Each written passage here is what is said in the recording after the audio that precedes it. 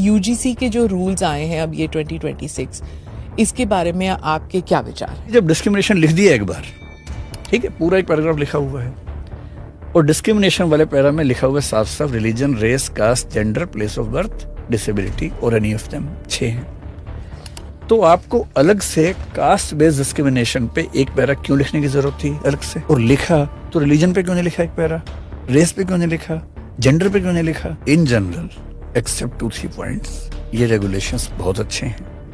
2012 के रेगुलेशन से काफी बेहतर है, इसमें कहीं कोई इफ्स एंड बट्स नहीं। इसकी जरूरत थी, एकदम जरूरत थी। जो क्रिटिक्स हैं वो कह रहे हैं कि इसमें एक इम्प्लिसिट डिस्क्रिमिनेशन आता है कि डिस्क्रिमिनेशन है ही, there is no need to prove it, there it is an existing precondition. Discrimination which is implicit and discrimination can not be a feeling, it has to be an act. Discrimination की भाषा में साफ साफ लिखा है any unfair, differential और बायस treatment और any act.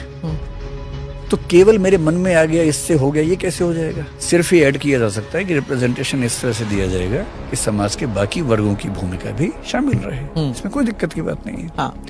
मैं जो कहना चाह रहा हूँ कि रेगुलेशंस बनाने वालों के दिमाग में ये बात रही नहीं होगी कि हम जनरल कैटेगरी को खारिज कर देते हैं।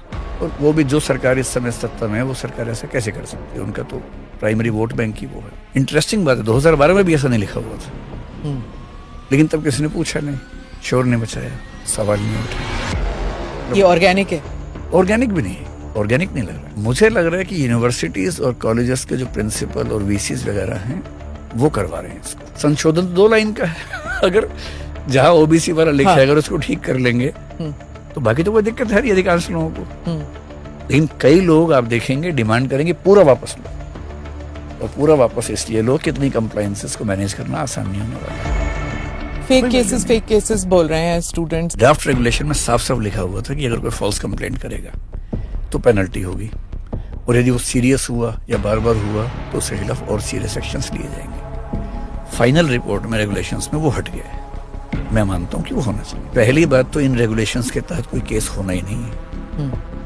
ये रेगुलेशंस अपने नेचर में क्रिमिनल हैं ही नहीं। ये केवल within the university, within the college campus एक डिस्प्यूट रिड्रेसल का तरीका है। There is nothing link to criminal in this.